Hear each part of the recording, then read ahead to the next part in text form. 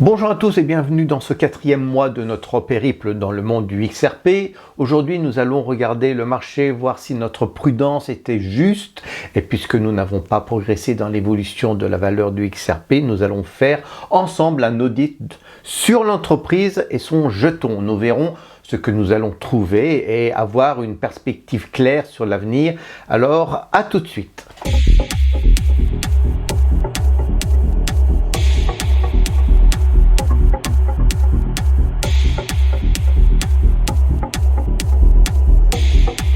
Et comme selon l'usage, on regarde le marché et nous constatons que le momentum haussier semble avoir atteint sa maturité et qu'il présente le premier signe de fatigue. Cela se confirme puisque le RSI est bel et bien en déclin. Comme vous le voyez, de nouveau, la courbe rouge de notre moyenne mobile va se trouver en position dominante. Et cela m'étonne car j'étais persuadé, je l'avais dit plusieurs fois, et c'était une erreur, que ce momentum devait durer et qu'il devait même atteindre, on va dire, le prix de 60 € d'ici fin juin pour le XRP. Et la pause de la Pentecôte a, semble-t-il, été assez meurtrière car elle a absorbé tous les crédits techniques de notre hausse. Et je suis dépité. Il faudra donc attendre encore pour racheter à un prix encore plus bas notre XRP. Nous arrivons donc à la deuxième partie de notre vidéo. Quelles sont les raisons pour lesquelles le XRP ne monte pas? Et nous allons faire un audit sur l'entreprise et notre jeton. Et pour mener cet audit, on doit considérer visiblement 3 directions fondamentales. C'est l'approche marketing de l'entreprise qui produit le XRP qui permettra de comprendre comment le prix de l'actif crypto se présente et se fixe sur le marché. C'est le point, je pense, le plus fondamental puisque cela touche notre portefeuille et ce qui influence également le prix est l'intervention de Ripple sur le marché puisqu'il est une réalité. On rappelle que 55 milliards de XRP existent dans le portfolio de Ripple Lab, mais tout ce patrimoine n'est pas déversé sur le marché. Il est donc important de comprendre comment Ripple Lab agit et injecte les jetons sur notre marché. Elle a entre les mains une réelle puissance car l'injection régulière du XRP influence évidemment son prix. Et le troisième élément qui affecte le prix du XRP sur le marché est le contentieux avec la SEC. Et même si nous en avons déjà parlé plusieurs fois, il y a 2 points qu'il faut évoquer qui n'ont pas encore été discutés dans notre canal Périple. Il y a également une approche systémique qu'il faut analyser puisqu'il en est relation avec les risques que nous prenons lorsque nous achetons du XRP. Il est fondamental d'identifier le niveau de transparence que Ripple Lab utilise lorsqu'ils évoquent le XRP. C'est en fait la protection des contributeurs et des clients de cette entreprise qui en est l'enjeu. Enfin, l'approche stratégique est importante car elle offre une vision sur l'avenir du XRP. C'est surtout la question des conséquences de l'apparition de ce jeton convertible qui sera discutée. Est-ce que cela sera bon que pour les clients de Ripple Lab, c'est-à-dire les banques, les institutions financières, ou si cela sera aussi bénéfique pour les contributeurs du projet, c'est-à-dire vous et moi? L'approche marketing est sans doute le point le plus urgent à discuter puisqu'il évoque la difficulté pour le XRP d'avoir une valorisation sur le marché. Il faut voir les raisons pour lesquelles il n'a jamais dépassé au plus haut le prix de 2 €. Et pour mieux comprendre le marché du XRP, je vais tout d'abord discuter du Bitcoin à titre de comparaison. Nous n'avons que 21 millions de jetons de Bitcoin sur le marché et c'est la raison pour laquelle l'offre du Bitcoin n'a pas de liquidité.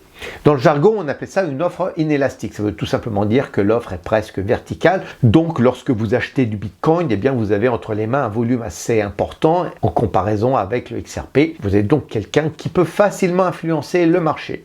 À titre d'exemple, 50 unités de Bitcoin par rapport à 21 millions de jetons disponibles représentent une valeur plus importante que 50 unités de XRP par rapport à 55 milliards de jetons disponibles. Et pour revenir au XRP, nous avons bien sûr un profil différent puisque l'offre est presque horizontale. Un achat en masse ne fait pas évoluer le prix. Par exemple, si vous achetez 7 millions de XRP, vous aurez un prix de jeton qui n'évoluera que de 5 centimes.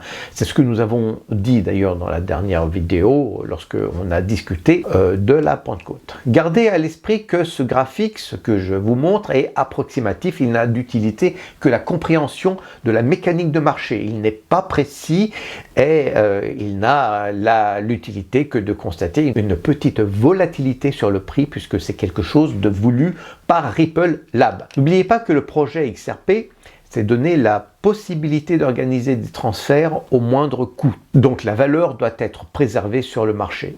Sans coût signifie que la valeur du jeton convertible ne doit pas évoluer à terme. Et ceci est un enjeu. Et à présent, on va s'occuper de l'attitude de Ripple Lab qui agit sur le marché du XRP afin de préserver la valeur du jeton dans le but de protéger les clients, c'est-à-dire les banques, les institutions financières. Alors, que se passera-t-il lorsque le projet aboutira et arrivera à sa maturité?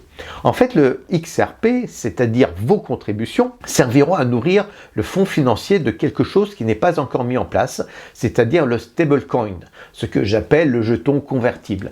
Il n'y a qu'un scénario, en fait, lorsque le XRP est à la hausse, lorsqu'il rentre dans un momentum haussier, Ripple Lab peut très bien décider, pour préserver la valeur du jeton, d'injecter la contrepartie de XRP en puisant dans ses fonds de réserve et ainsi noyer la demande pour revenir au prix initial.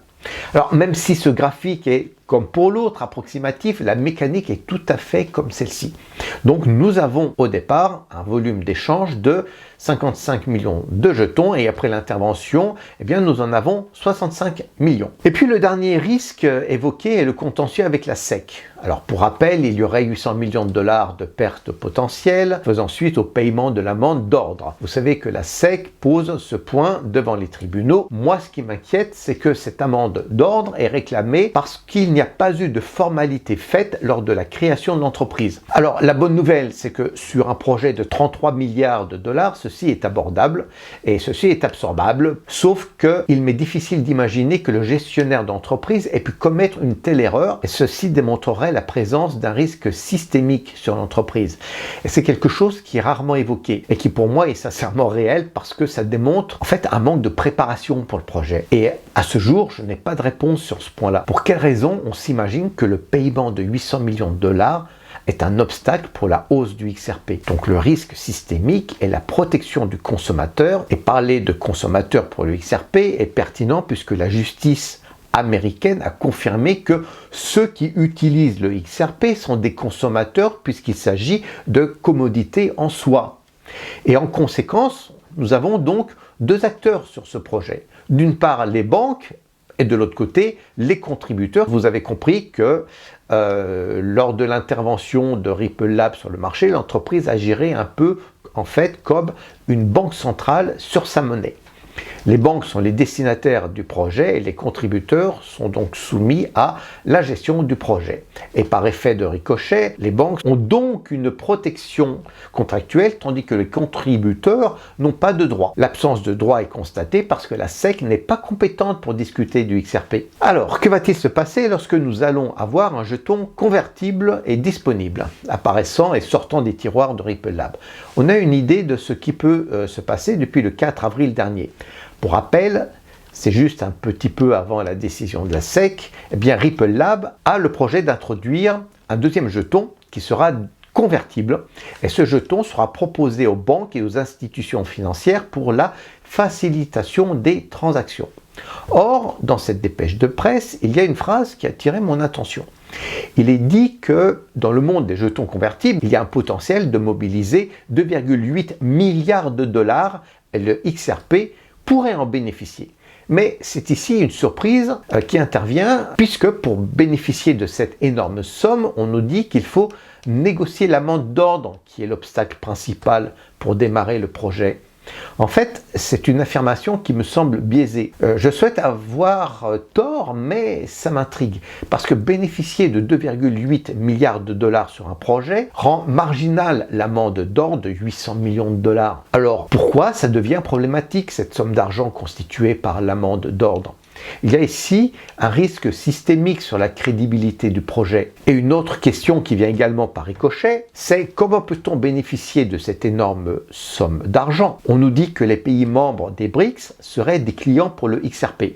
Dans leur projet de dédollariser l'économie, eh bien cela me semble en fait pas très crédible puisque le stablecoin qui est annoncé et qui a le but de préserver sa valeur vis-à-vis du dollar semble être l'instrument qu'il ne faut pas utiliser si on veut dédollariser des BRICS qui utiliseraient le XRP puisque le dollar reste la devise de référence. C'est-à-dire que si j'utilise comme la Fédération de Russie le XRP et que pour avoir une conversion dans une autre devise, je n'ai pas l'alternative, je dois le vendre, donc obtenir des dollars et puis convertir par la suite ces dollars dans une monnaie partenaire du BRICS. Et ça, c'est pas très logique. Et surtout, Ripple Lab est une entreprise américaine qui organise sa comptabilité selon le droit américain. Et ce n'est pas quelque chose qui serait souhaitable pour les pays des BRICS. Enfin, il y a un troisième point. C'est pourquoi devrions-nous bénéficier du XRP? Il est clair que seules les banques seraient les utilisateurs, c'est-à-dire les clients de cette crypto-actif, puisque le but est de stabiliser la valeur du XRP. La question serait comment valoriser dans ce cas-là l'investissement s'il ne prend pas de valeur. La conclusion, suite à cet audit que je me suis permis de vous présenter, est que le seul moyen de faire de l'argent avec le XRP est de suivre les momentum tels que nous le faisons avec vous sur cette chaîne Périple. Je ne dis pas que j'ai raison, il est possible que des informations m'ont échappé, toutefois cet audit expliquerait les raisons pour lesquelles il n'y a pas d'engouement extraordinaire pour cette crypto-actif. Alors, quelle est notre stratégie face au XRP? Eh bien, je vous recommande de faire des achats et des ventes selon les vagues que nous décrivent ces momentum. Vous ne devriez pas imaginer à ce jour qu'il puisse prendre une valeur extraordinaire. Toutefois, en parallèle, nous allons sérieusement et réellement suivre l'actualité de l'entreprise Ripple Lab. Ça signifie que nous n'allons pas forcément écouter ce qui est dit avec le ton d'enthousiasme qui est utilisé, mais plutôt considérer d'un point de vue financier tout ce qu'ils évoquent dans leur discours et nous comprendrons si j'ai raison aujourd'hui ou, je l'espère, constater que je suis dans l'erreur face au manque d'informations dont nous sommes les victimes. Ce sont les points que je souhaitais évoquer avec vous aujourd'hui et pour cette semaine. Nous avons donc un momentum haussier qui devrait bientôt s'éteindre. Il est possible que nous touchions le seuil de 0,45 € d'ici la fin juin. Pour en être certain, il faut continuer à mener nos analyses. N'oubliez pas qu'il y a une chaîne Discord sur laquelle vous pouvez poser toutes les questions qui vous semblent nécessaires à poser. Et sur ces derniers mots, je vous dis au revoir et à la semaine prochaine.